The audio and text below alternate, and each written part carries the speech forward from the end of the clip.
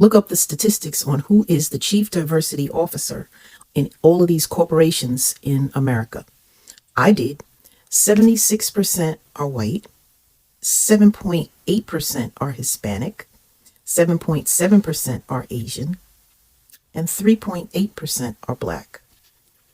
So in terms of the chief diversity officer, the people who you are affecting are not Black.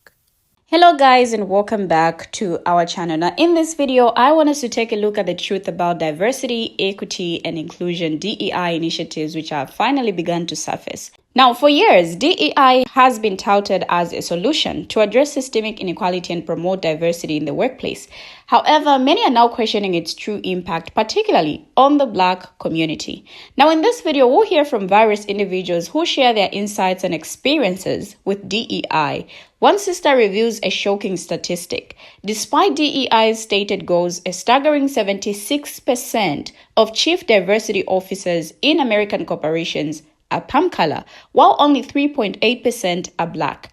Now, Dr. Umar further drives home the point, stating that DEI has primarily benefited a select few token Blacks rather than the broader African American community. Now, as we take a look into the complexities of DEI, we also explore the perspectives of different individuals, from scholars to activists, and examine the ways in which DEI has been implemented and perceived. So join me as we uncover the truth about DEI and its impact on the Black community. With that said, let's take a look at these videos. I will be right back. DEI did not benefit Black people en masse. It benefited a couple of token Blacks. And I'm sorry, y'all gonna lose your little token benefits. But DEI did not benefit the masses of African people. Barack Obama is the first president to use the words diversity, equity, and inclusion in his DEI initiative that he signed in August of 2011, mandating that the federal government take steps to diversify, include, and guarantee equity for minorities. But it was all about the rainbow. That law was about immigrants and rainbow. It was not about Black people. Yes, you have a few Black people who are going to lose some DEI benefits. But we are 42 million. And when we add our African immigrant brothers and sisters in, we're about 45, 48. I'm going to round it up because they always suppress our numbers. I'm going to round it up to 50 million Africans in America. Somebody help me understand how Barack Obama's DEI has benefited Black people in these past 16 years. Help me understand. Affirmative action is not the same as DEI. Affirmative action was destroyed by George Bush in the opening years of the 21st century. He destroyed it. The Supreme Court destroyed it. Affirmative action has not been a governmental priority since Lyndon Baines Johnson. Affirmative action has been. That's why Barack Obama called it diversity, equity, and inclusion. Why didn't Barack Obama call it affirmative action? Why didn't Barack Obama call it affirmative action? Why didn't Barack Obama call it affirmative action? I'll tell you why Barack Obama didn't call it affirmative action. Barack Obama didn't call it affirmative action because he didn't want it associated with Black people.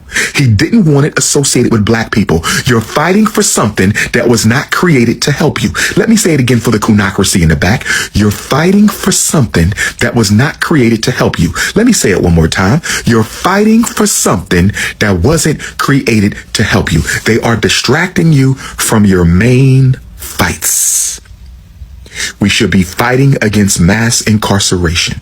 We should be fighting against miseducation. We should be fighting against politicide. We should be fighting against economic apartheid. We should be fighting against homelessness and gentrification. Not Nelly for performing, not Snoop Dogg, not Black History, and not DEI. DEI does not mean that somebody's getting hired because they're Black or because they're a woman or because they're a minority. That's not what that means.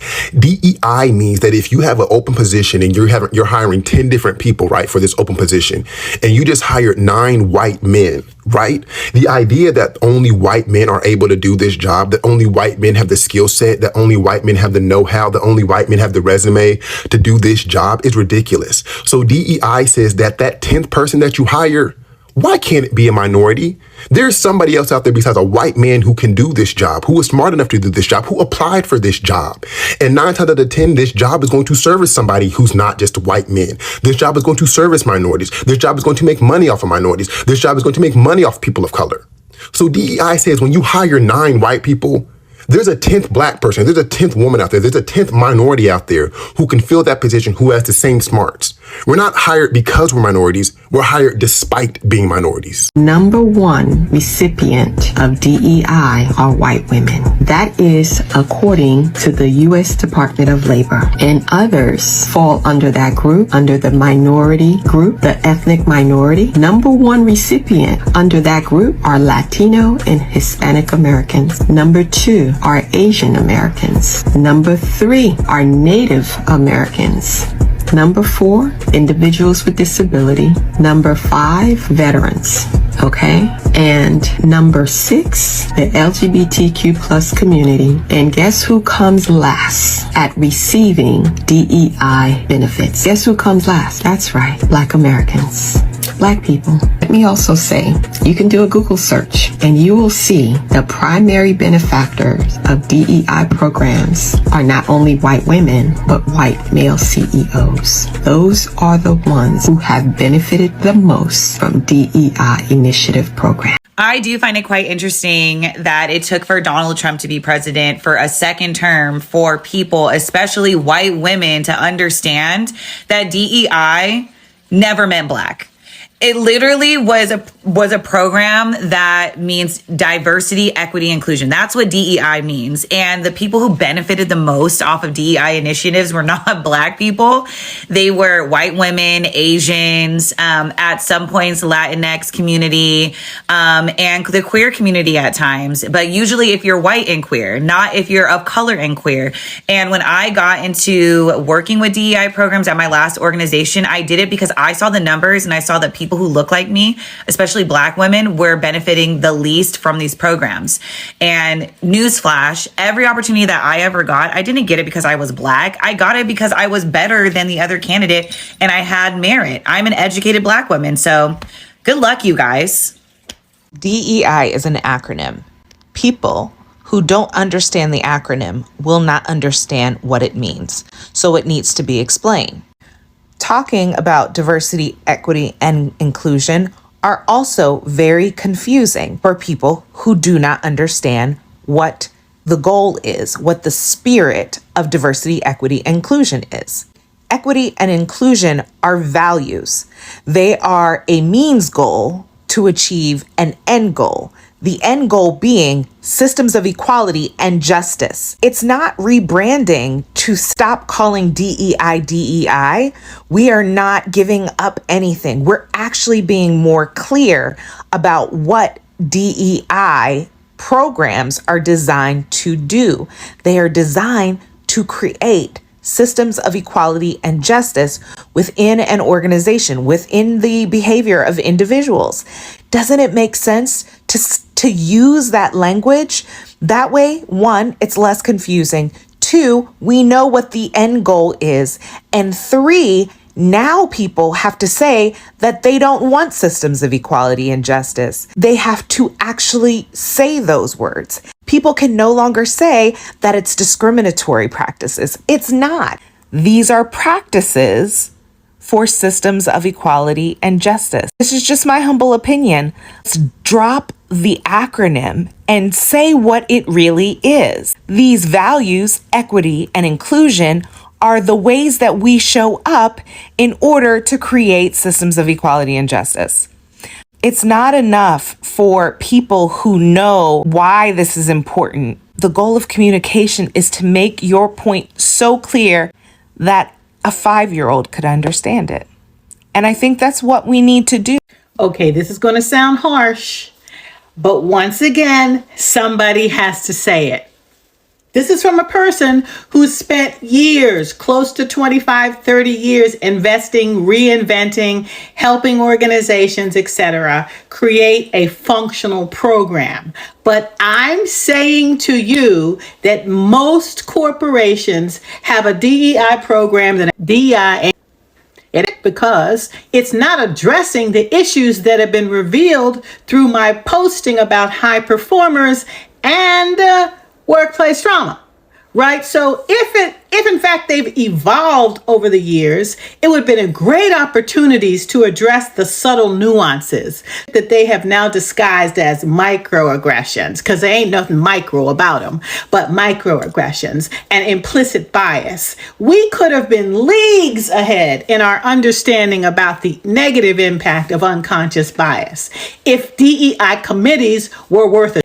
But y'all not, because you don't recruit people who have any backbone to do, and administration is scared to do anything other than make a goddamn calendar to celebrate the cultural days, which is what they were doing back 30 years ago when I first started. Same.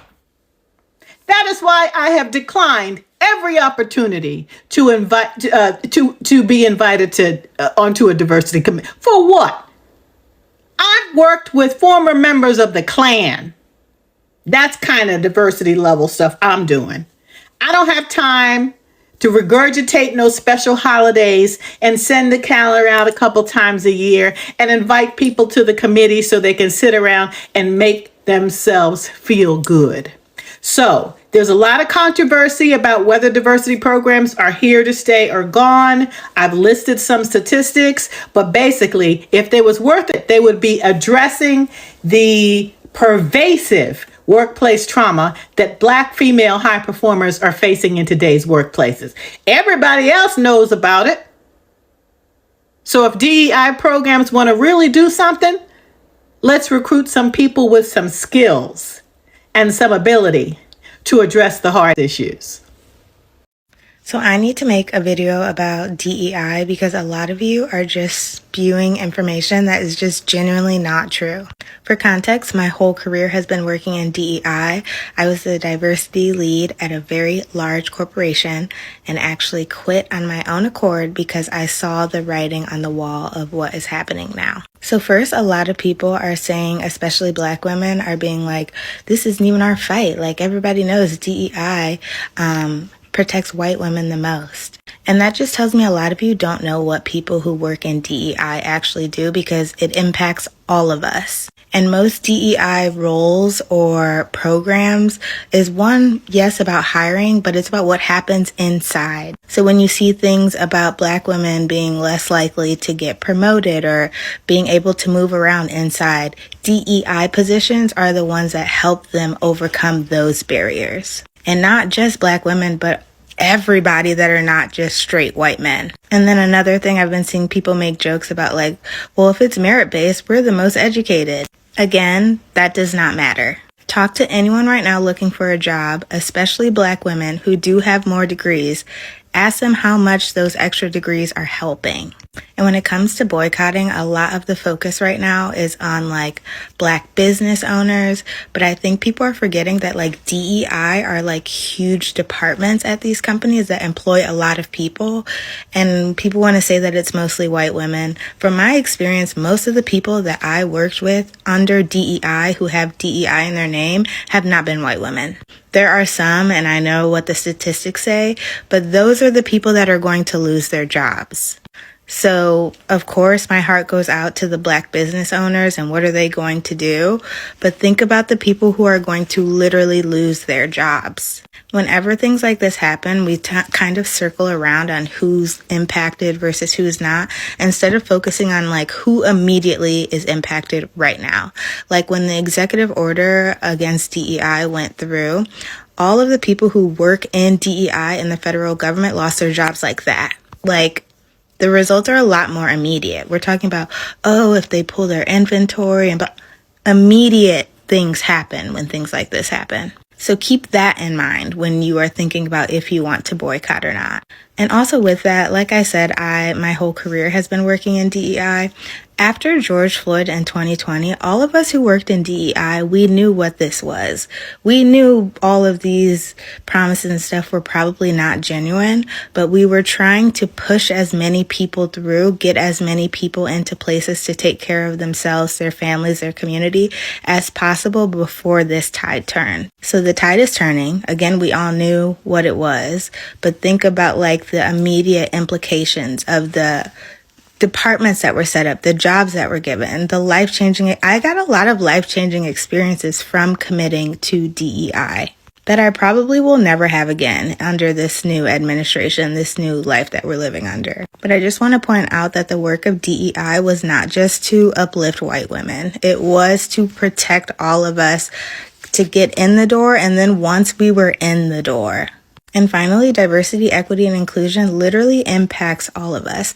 Like, I worry about this, like, exceptionalism that honestly a lot of Republicans use a lot when they talk about what's going on in America and they think they're immune to it.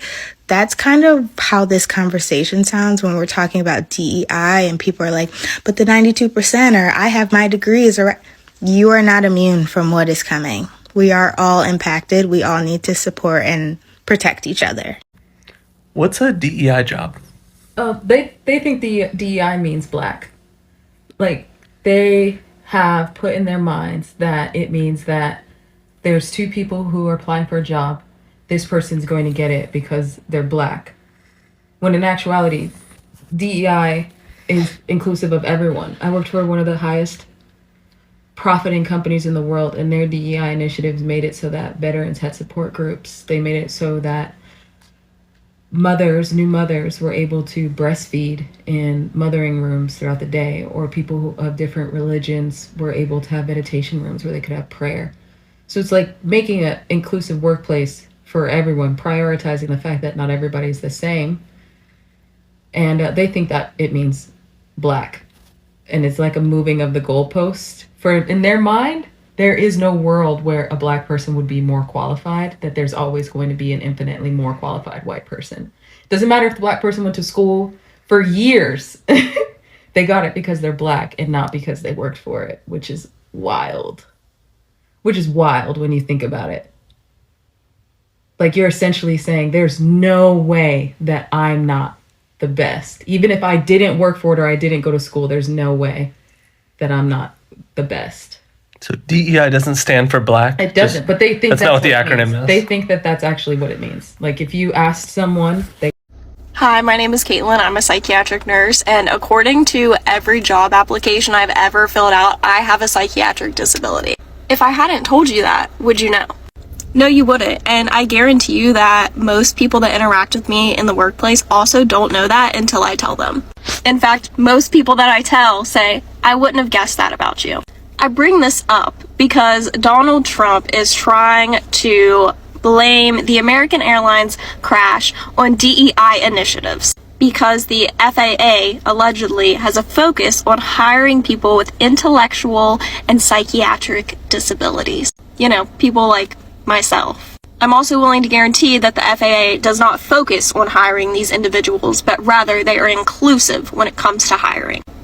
And you know damn well that Donald Trump knows exactly what a DEI initiative is. Don't fall for his blatant misunderstanding of DEI, and do not fall for his propaganda.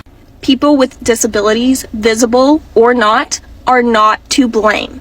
He wants you to believe that they are, because he wants straight, wealthy, white men like himself to stay in power. And hey, by the way, if you don't fall into any of those categories, DEI includes you. Who is the number one benefactor of DEI? I need y'all to stop being a follower. I need y'all to stop listening to everybody. Stop getting on this hate train, and y'all don't even understand what train y'all on. Y'all following the leader, and the leader leading y'all hell. The number one benefactor of DEI is white women. Listen to me. Y'all, we're number 7 when it comes to DEI. White women come before us. White men come before us. Asian Americans come before us. LGBTQ come before us. Yeah, stop being a follower. I need you, Google is free. I need you to understand the #1 recipient of DEI is white women. You wonder why you got a bachelor's degree, then this little 19-year-old graduates college and get the job that should have been yours? Wake up! Stop following the leader before they lead you to hell. Now, according to a 2025 article by Andreas, diversity, equity, and inclusion DEI refers to practices and policies intended to support people who come from varying backgrounds and give them the resources they need to thrive in the workplace. DEI frameworks take into account factors like race, gender, and S orientation so teams can find ways to help employees from marginalized groups succeed. Now, DEI, sometimes referred to DE&I or IE&D, stands for diversity, equity, and inclusion. As a discipline, DEI is any policy or set of initiatives designed to make people of various backgrounds feel welcome and ensure they have support to perform to the fullest of their abilities in the workplace. Now, diversity is the presence of differences within a given setting. In the workplace, that can mean differences in race, ethnicity, gender identity, S orientation, age, and socioeconomic class. It can also refer to differences in physical ability, veteran status, whether or not you have kids. All of those are components of diversity. Diversity in the workplace is important because with different backgrounds come different points of view, which ultimately leads to better ideas and solutions. From a business standpoint, different perspectives directly influence a product, how it's made, who it serves, how it functions, and so on. Now, more perspectives make for a better product. People from different backgrounds with varying life experiences will be able to provide new perspectives that help refine and enhance processes. The more diverse voices there are in your organization, the better your outcomes will be purely from a business standpoint. Now, equity is the process of ensuring that practices and programs are impartial, fair, and provide equal possible outcomes for every individual. In order to ensure equal circumstances for all individuals across the organization, equity requires that employers recognize barriers and advantages. This is a crucial difference between equity and equality.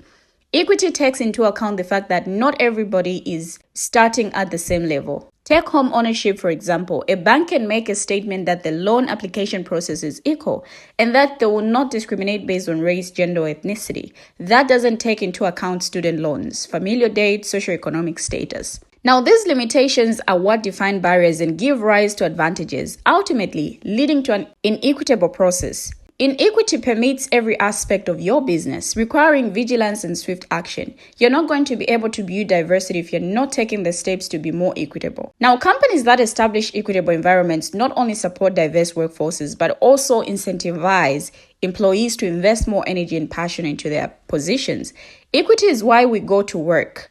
We want to get compensated fairly for our work. We want to be challenged to learn and to contribute. People often choose an employer based on those things, which boil down to equity. Now, inclusion is the practice of ensuring that people feel a sense of belonging in the workplace. This means that every employee feels comfortable and supported by the organization when it comes to being their authentic selves. Now, diversity, equity, and inclusion programs have come under attack in American boardrooms, state legislatures, and college campuses, and now broadly across the federal government.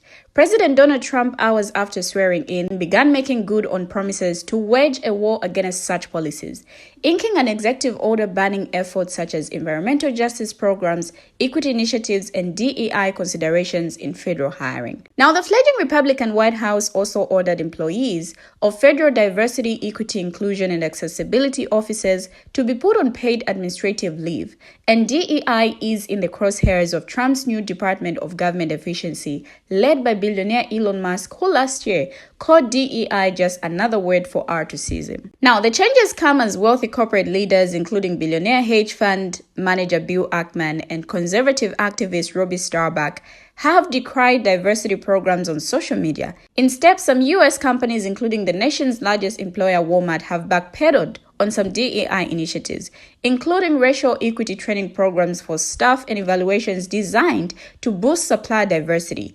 DEI has also been used to criticize and discredit high-ranking lawmakers and local officials. Most recently, in the wake of the unaliving LA County wildfires, Los Angeles Fire Chief Kristen Crowley came under attack for her focus on DEI efforts in the department, including recruiting a more diverse force.